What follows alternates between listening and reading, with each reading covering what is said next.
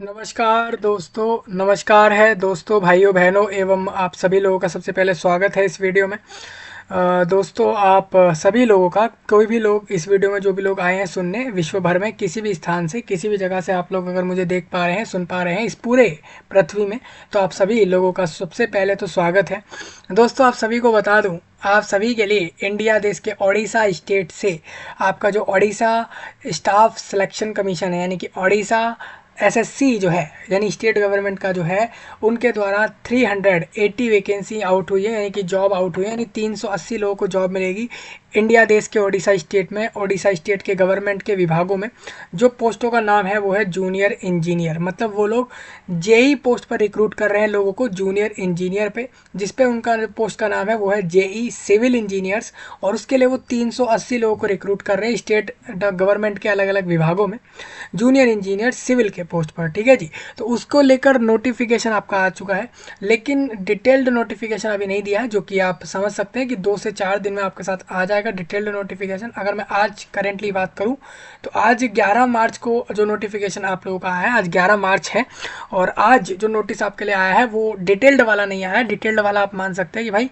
2-3 दिन के अंदर अंदर, यानी करीबन 14 या 15 मार्च तक आप इसमें नोटिफिकेशन डिटेल्ड देखोगे, जिसमें मैं आपको बताऊंगा जूनियर इंजीनियर पोस्ट पर एलिजिबिलिटी, क्वालिफिकेशन, सैलरी, क्या वर्क होगा, सिलेक्शन कैसे होगा, एज लिमिट कितनी चाहिए होगी, अगर कोई एग्ज़ाम होगा तो वो उसका सिलेबस क्या होगा, सारी चीज़ें हम डिस्कस करेंगे उस अलग वीडियो में। पूरी चीज़ें कि भाई सेंटर कहाँ कहाँ होंगे अगर इस रिक्रूटमेंट पे एग्ज़ाम होता है। मतलब कहना यही है कि फॉर्म भरने से लेके वैकेंसी मिलने तक के सारे प्रोसेस के जो प्रोसेस रहेगा उसके बीच में जो भी चीज़ें होनी है वो सारी मैं एक अलग वीडियो में आपको क्लियर करूंगा। अभी इतना समझिए कि आपका एग्ज़ाम जो है वो इंडिया देश के ओडिशा स्टेट में होना है, ये कंफर्म्ड है। इसमें ओडिशा स्टेट के अंदर जो एसएससी है वो रिक्रूट करेगा, वो आपको जॉब देगा, स्टेट गवर्नमेंट जॉब देगी। ठीक है, पोस्ट का नाम होगा जूनियर इंजीनियर सिविल इंजीनियर्स का पोस्ट का नाम होगा। टोटल वैकेंसी 380 है। पूरा इंडिया इस पर एलिजिबल रहेगा।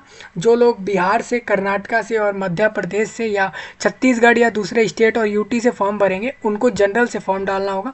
इस बात का आपको बस ध्यान रखना है, आप लोग भी इस वैकेंसी पर एलिजिबल रहेंगे। तो मैं इस वीडियो में आपका नोटिफिकेशन जो इनवाइट वाला आया है कि कब से कब तक फॉर्म भरना है, और जो भी उस नोटिस में आया है वो सारी चीज़ें मैं आपके सामने रख देता हूँ। अगर समझ आ जाए तो आगे लोगों तक पहुँचा देना, आपके लिए वीडियो काफ़ी ज़्यादा खास है। सबसे पहले आपके स्क्रीन पर ओएसएससी का वेबसाइट है, ये वेबसाइट और नोटिस वीडियो के नीचे मैंशन है, जाकर देख लेना।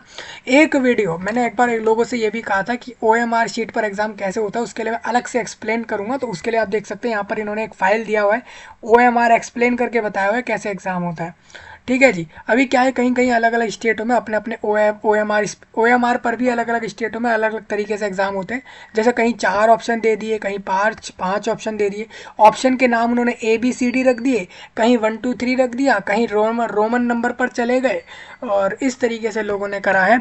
बेसिकली मैं आपको बता दूं, ओएमआर शीट एक्सप्लेनेशन एक अलग वीडियो में आपको दूंगा, जिससे आपको समझ आ जाएगा कि भाई पूरे वर्ल्ड में अगर ओएमआर शीट के एग्जाम देने जाओगे तो वो कैसे होते हैं। ठीक है, बहुत आसानी होता है दोस्तों। पिंक कलर का पेपर होता है, पूरे पेपर पे ऐसे सर्कल से रहते हैं। ठीक है जी, उस पर ABCD सर्कल में लिखा रहता है ऑप्शंस के तौर पर, और 1 2 3 4 क्वेश्चन नंबर के सीरियल्स होते हैं, 1 2 3 4 इस तरीके से। क्वेश्चन कैंडिडेट को जो भी क्वेश्चन का जो भी आंसर सही लगता है उसको इस तरीके से उसको डार्क करना होता है, और इस तरीके से पूरा पेपर देकर आना होता है। तो ओएमआर शीट पे पेपर आसान होता है, कंप्यूटर भी आसान होता है, मतलब दोनों ही तरीके के पेपर आसान होते हैं। एज़ कम्पेयर मुझे कंप्यूटर वाला सही लगता है कि लोग गए एग्ज़ाम देकर आ गए, ये सारी चीज़ें रहती है। लेकिन एक बार में अगर सर्वर हैक हो जाए तो फिर तो वो पूरा पेपर ही लीक हो जाएगा, समझ रहे हैं।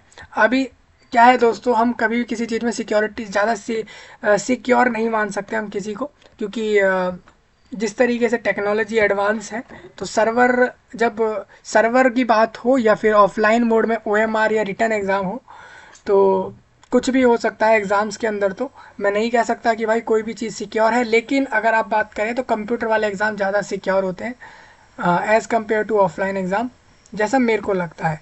बाकी आप लोग बता सकते हैं कौन से एग्ज़ाम आपको सही लगते हैं दोनों में।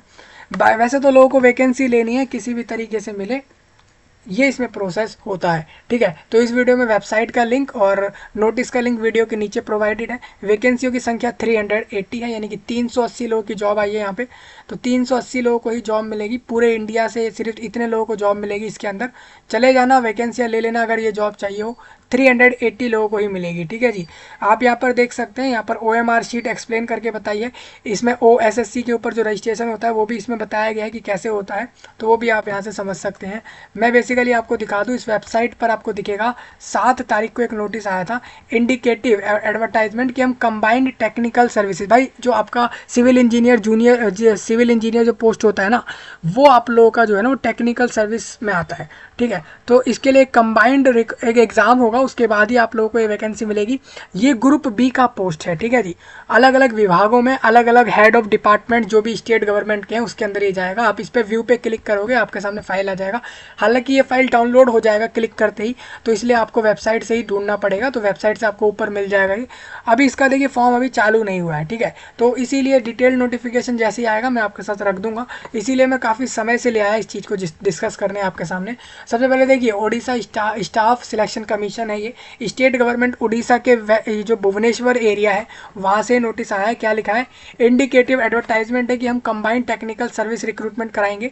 सर्विसेज, अलग अलग सर्विसेज पे हम एग्जाम के लिए, एक रिक्रूटमेंट के लिए हम एग्जाम कराएंगे 2024 में। ग्रुप बी का पोस्ट रहेगा ये।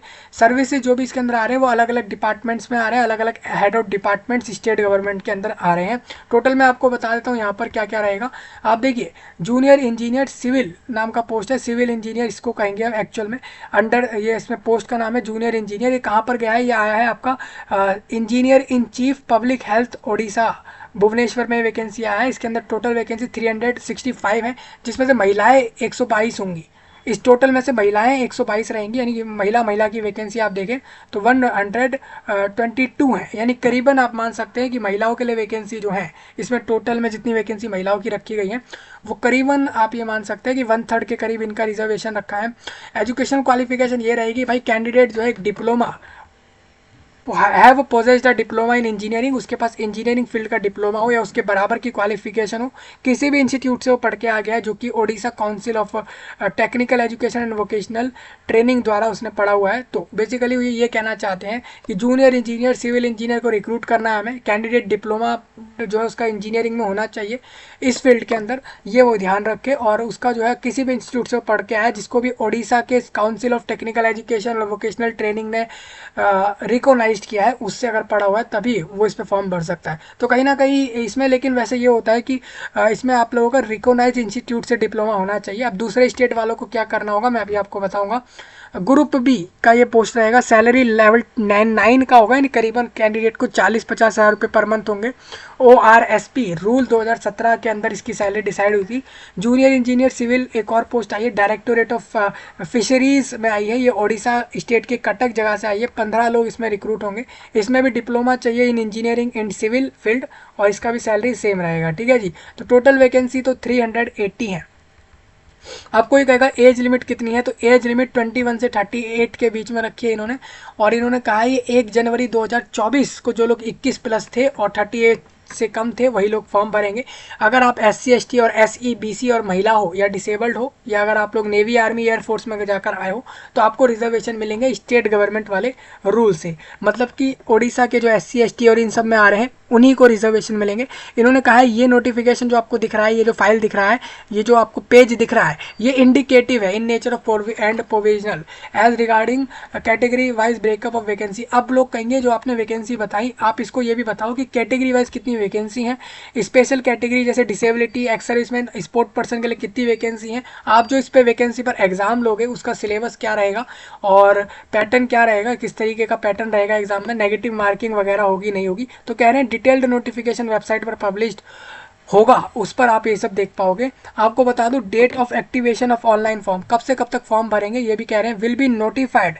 आपको डिटेल्ड नोटिफिकेशन के साथ ये लोग बताएंगे, सिलेबस एग्जाम पैटर्न के साथ बताएंगे कि कब से कब तक फॉर्म भरना है, क्या फीस रहेगी, वो सारी चीज़ें। तो कैंडिडेट से एडवाइस है कि वो रोज वेबसाइट को देखे OSSC। मैं आपको बता दूँ ये वेबसाइट का नाम है OSSC। इस वेबसाइट को रोज़ देखो भाई, हर घंटे भर, हर 4-4 घंटे बाद वेबसाइट को आके देखते रहना, बस इतना ही करना है। ऑनलाइन वेबसाइट को खोलेंगे, बार बार आके देखते रहना, पता लग जाएगा यहाँ पर जो भी आया होगा वैकेंसी का। Recruitment shall be guided by, ये देखिए, recruitment shall be guided by combined technical services recruitment rule 2022, जो 2022 में सेम इसी यही वाला रिक्रूटमेंट ड्राइव जब 2022 में हुआ था इन्हीं पोस्टों को लेकर, तो वहाँ पर जैसा उन्होंने गाइडलाइंस को फॉलो किया था एग्जाम कराने के लिए, वही ये लोग 24 में फॉलो करेंगे, वही यहाँ पर लिखा हुआ है। ठीक है, टाइम टू टाइम मतलब समय समय पर जो भी इसमें चेंज हो रहा है। तो एक कमीशन के ऑर्डर द्वारा ये 7 तारीख को सेक्रेटरी ने नोटिस निकाल दिया ओडिशा स्टेट से।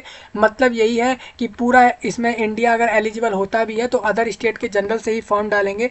लेकिन अब बात ये आती है कि आपका diploma in engineering Odisha state वाले टेक्निकल और वोकेशनल ट्रेनिंग द्वारा रिकोनाइज इंस्टीट्यूट से नहीं है, लेकिन आपके गवर्नमेंट इंस्टीट्यूट से रिकोनाइज है, तो आप लोग एलिजिबल हैं या नहीं? तो मैं आपको बता दूं, आप लोग एलिजिबल हैं ऑल इंडिया में। बेसिकली आपका जो सर्टिफिकेट होगा, डिप्लोमा होगा इंजीनियरिंग में, वो रिकोनाइजेशन के साथ होना चाहिए, मतलब कि वो वैलिड होना चाहिए, वो एक अथॉरिटी द्वारा होना चाहिए, बेसिकली वो एक वेरीफाइड रिकोनाइज इंस्टीट्यूट से होना चाहिए, मतलब ऐसी जगह से पढ़ा हुआ हो वो कोर्स जो कि रिकोनाइज्ड हो। ठीक है जी, ऐसे किसी भी कॉलेज से ना पढ़ लिया हो जो कि रिकोनाइज है ही नहीं गवर्नमेंट के साथ, मतलब गवर्नमेंट द्वारा उसको रिकोनाइजेशन मिली नहीं है और वो यूनिवर्सिटी चला रहे हैं, और अगर आप वहाँ से पढ़े हुए हैं तो आप फॉर्म मत भरना। बाकी अगर आप लोगों ने ऐसी जगह से फॉर्म पढ़ा हुआ है इस डिप्लोमा इन इंजीनियरिंग को जो कि रिकोनाइज्ड कॉलेजेस है, तो आप लोग फॉर्म इसमें डाल सकते हैं। तो समझ आ रहा होगा, बेसिकली यहाँ पर भले ही Odisha council of technical education लिखा है, लेकिन अदर स्टेट वाले भी एलिजिबल रहेंगे। कंडीशन ये है वो जनरल से वैकेंसी लेंगे और रिकोनाइज्ड कॉलेज से वो पास आउट होने चाहिए।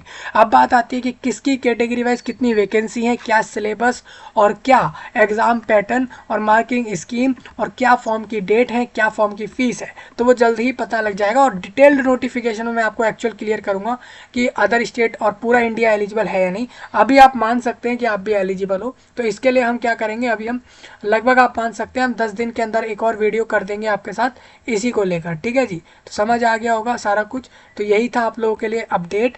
समझ आ गया हो तो जब भी फॉर्म अप्लाई होना चालू हो जाए तब आप लोग जाकर अप्लाई कर लेना। कोई डाउट आपका हो इस वैकेंसी से जुड़ा हुआ तो आप लोग ज़रूर कमेंट में बताना, और इस जानकारी को अपने तक ना रखें, पूरे विश्व भर में पहुंचाएं। लाइक, शेयर, कमेंट, सब्सक्राइब वगैरह करें और खुश रहें। चलिए मिल रहे हैं आपसे जल्द ही, तब तक के लिए आप सभी का धन्यवाद।